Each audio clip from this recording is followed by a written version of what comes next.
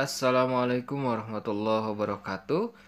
Teman-teman semua, pada video kali ini kita akan membahas terkait dengan update terbaru dari penetapan NIP CPNS 2019, di mana dari informasi resmi yang diunggah di website BKN per tanggal 24 Desember 2020 terdapat 10 peserta yang masuk dalam kategori TMS atau tidak memenuhi syarat ya di 6 instansi. Baik, langsung saja kita lihat berita yang saya ambil dari salah satu media ternama, yakni Kompas, dengan judul "Tak terpenuhi syarat 10 CPNS di 6 instansi gugur, apakah akan diganti?"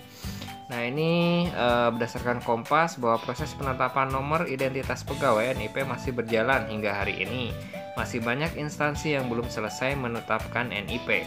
Setelah penetapan NIP, peserta lulus calon pegawai negeri sipil CPNS 2019 mulai ditetapkan sebagai CPNS dengan TMT atau terhitung mulai tanggal.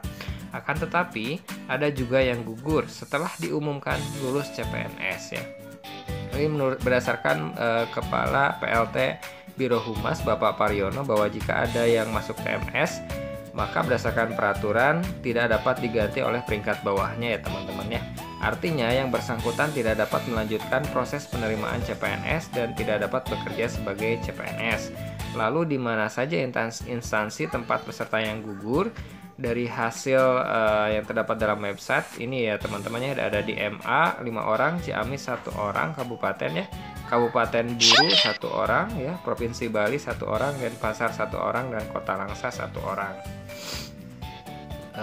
Kemudian BKN memberi tanda berkas yang sudah masuk ke dalam beberapa entry, yakni instansi yang masuk ke dalam ACC, BTL, dan TMS.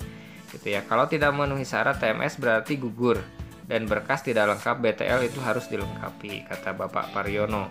TMS dinyatakan tidak lulus ya teman-teman ya. Dicontohkan misalkan formasi guru bahasa Indonesia, ternyata data dari berkas validasi lulusannya adalah bahasa Jawa, maka itu jelas tidak masuk ke dalam kriteria ya. Masih banyak yang belum selesai. Jika memang masih belum bisa diselesaikan di Desember, maka akan diperpanjang sampai bulan Januari ya teman-teman ya.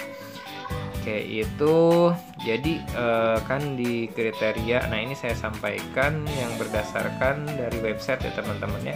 Silahkan untuk dicermati.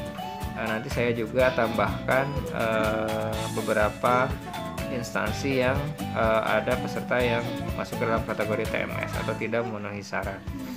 Jadi kan ini misalkan ini nomor 34 ya, Mahkamah Agung RI, yang di ACC-nya 2006, yang diajukan 2067, di ACC 2062 ada 5 yang masuk ke dalam TMS. Jadi TMS atau tidak memenuhi syarat ini teman-teman, jelas ini nanti berpengaruh bahwa peserta tersebut tidak bisa menjadi seorang PNS gitu. TMS ini lebih parah, artinya validasi datanya sangat fatal gitu ya. Seharusnya memang ini tersaring di penyaringan awal pada saat peserta masuk atau daftar sebagai calon peserta PNS ya, saat mengikuti SKD ataupun SKB. Biasanya ini menyangkut dengan penentuan kategori pendidikan yang dilamar, nah, seperti itu. Ada 10 orang dan jelas 10 orang tersebut tidak akan lolos sebagai seorang PNS dan tidak akan digantikan oleh peserta yang di bawahnya. Berbeda saat kita kelulusan di SKB, apabila ada orang yang mengundurkan diri atau yang tidak memenuhi pemberkasan, maka dia akan digantikan oleh peringkat di bawahnya. Sedangkan untuk perihal TMS ini, jadi sudah divalidasi oleh BKN, ternyata tidak memenuhi syarat, maka dia sama sekali tidak bisa digantikan oleh peringkat yang berada di bawahnya. Oke teman-teman, sebenarnya kalau dari data yang kita lihat dari data BKN ini sudah banyak yang sudah di ACC hampir semua ya. Tinggal ada beberapa kota kabupaten yang masih belum selesai. Gitu. Seperti ini contoh di Kabupaten Buru Selatan ya. Itu ada BTL berkas tidak lengkap, nah itu harus dilengkapi segera, sedangkan yang TMS-nya ada 1. Oke, mungkin itu silahkan untuk dicermati, semoga bisa bermanfaat. Terima kasih. Assalamualaikum warahmatullahi wabarakatuh.